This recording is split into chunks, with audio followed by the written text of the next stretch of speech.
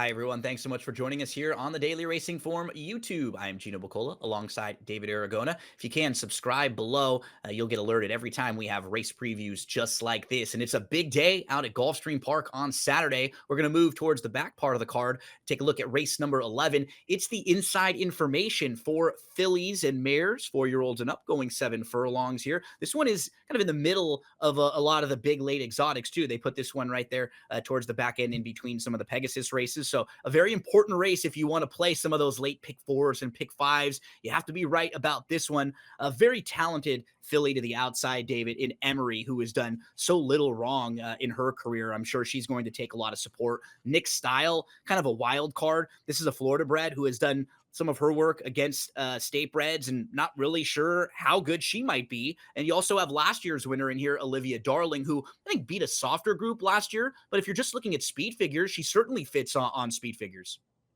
Yeah, like you, I was surprised to see this race carded so late on Saturday as part of all those pick five, pick six sequences. But once I started to handicap it, I realized this is a really strong race. I mean, Yeah. contention runs very deep. There aren't too many horses in this field that you can just easily dismiss. But as you were getting at, the number 9 Emery is definitely the one to beat. I imagine she'll be the favorite in this race.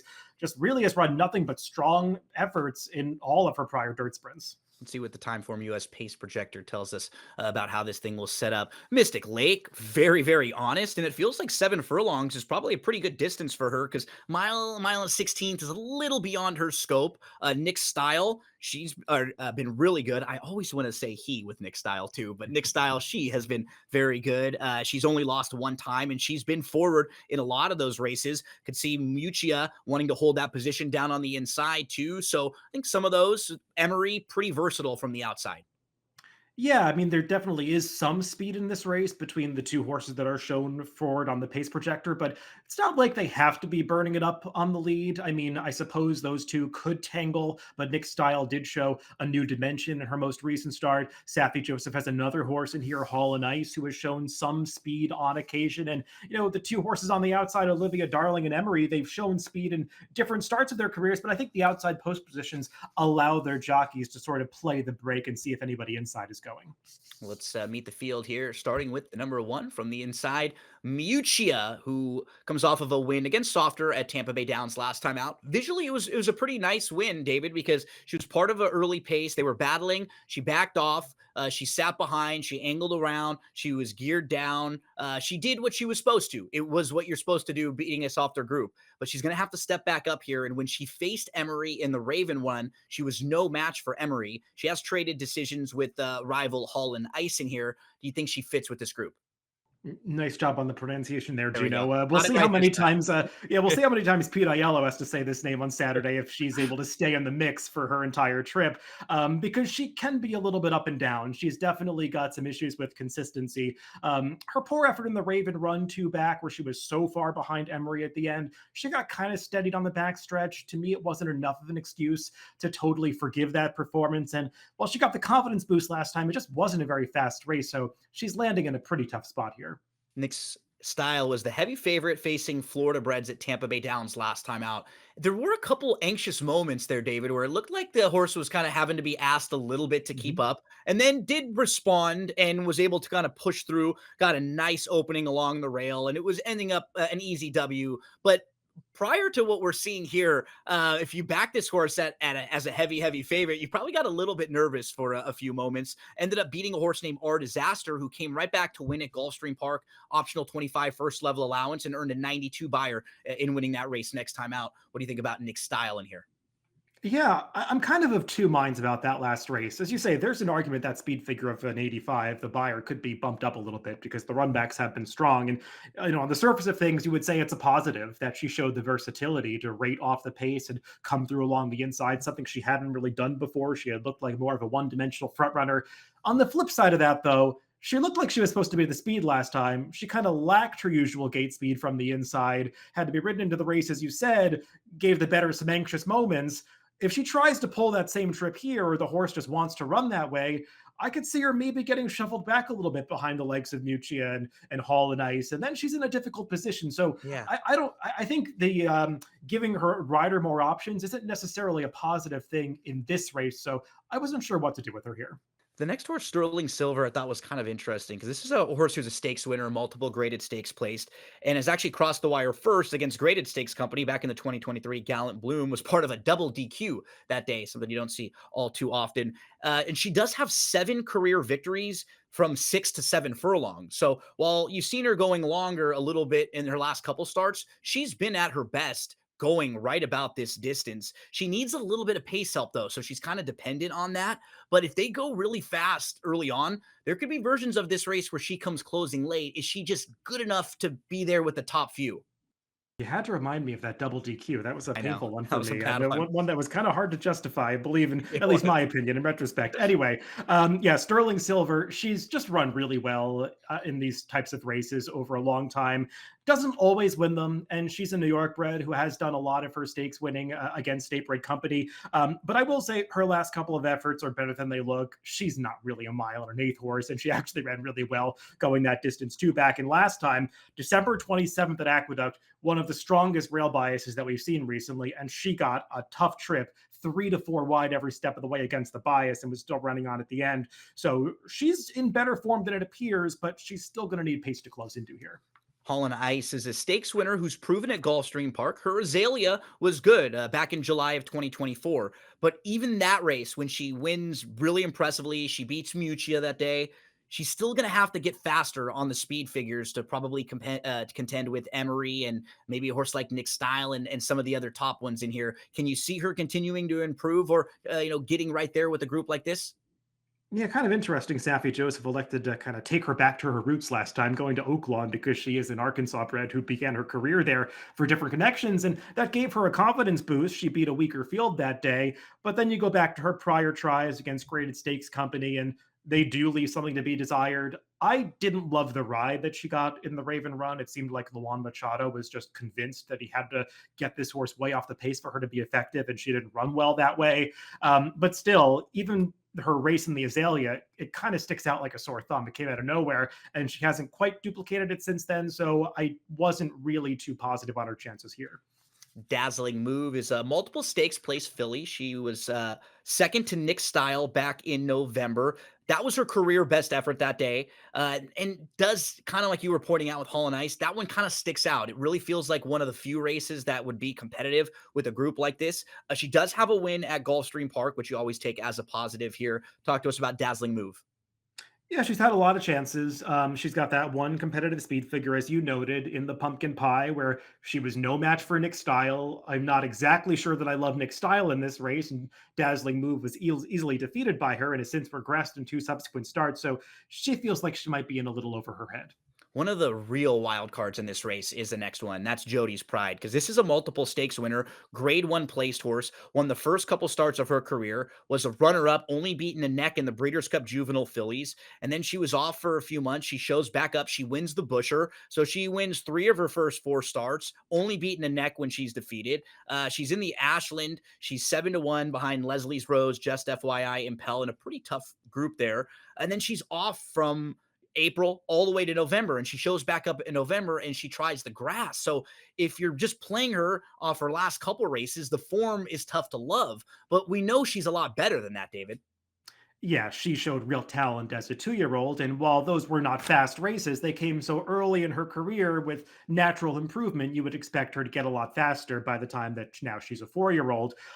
Just to kind of pick apart her recent poor efforts, she reportedly bled in the Ashland, so I'm willing to be forgiving of that. And she got so much time off after that, she was allowed to recover from that incident.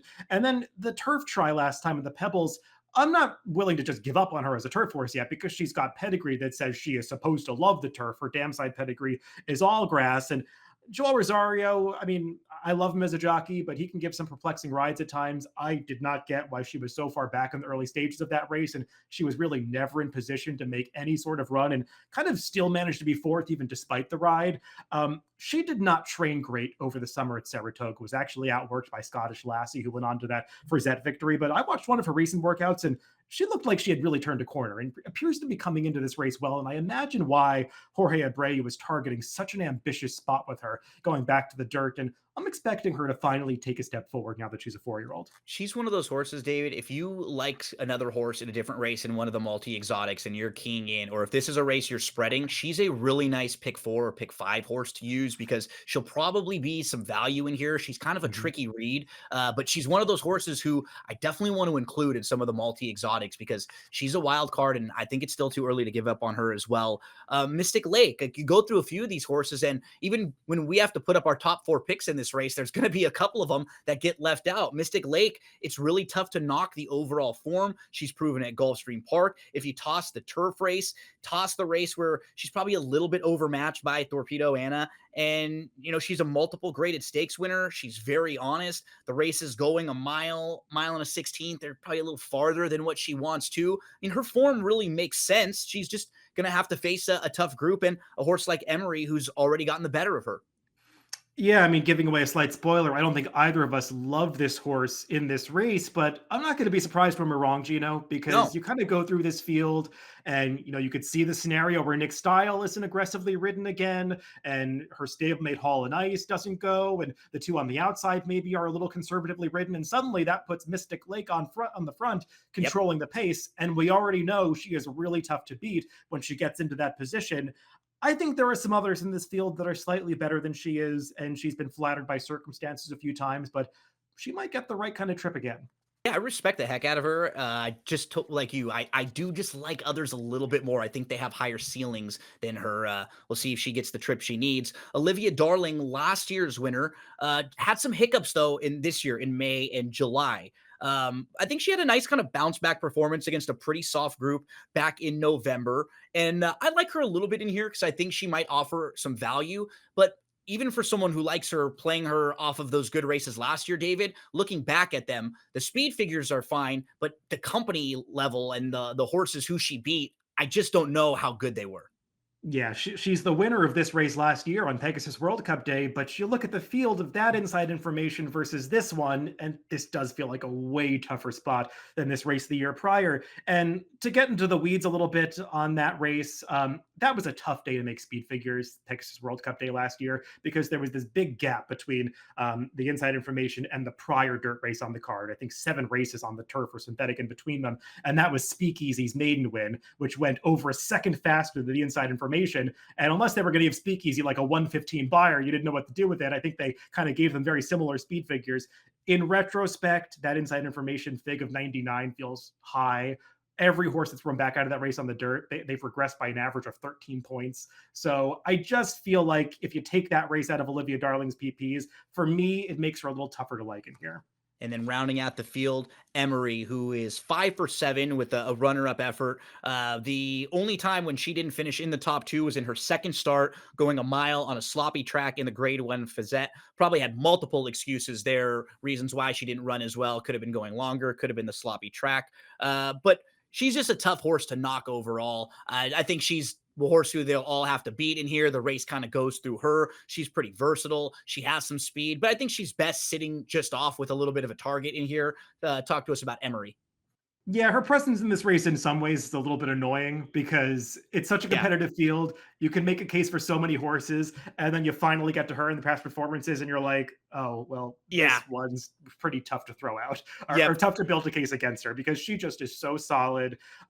She tried the mile one time that didn't work out, but all of her other sprint races are really strong performances. Here we're taking a look at the Raven Run where she's beating a few rivals that she's meeting again here and beating them quite soundly with a fast speed figure. She's drawn perfectly towards the outside. She loves this distance. She just looks like she's supposed to run well in this race, and the only knock is she's not going to be a great price. Yep, the horse to beat, no doubt. I think you and I will both put her in the second spot as we move Mhm. to selections here, and we'll both look for maybe a little bit more value on top. I'll go to Olivia Darling, older, who's maybe have a little more experience, likes Gulfstream, hopefully can sit a trip there from the outside. I put Emery in the second spot, then Nick Style, and I threw in Sterling Silver, who you also have in underneath spots, who's a horse who can come running late. Talk to us about how you set him up here. Yeah, I want to take Sterling Silver. I just wish there was more pace for her because I do Yep. think she can bounce back off being against the bias last time. But I took a shot with the number 6 Jody's Pride on top. Just feels like a horse that we have not yet seen the best of, and she's finally back in the right kind of spot sprinting.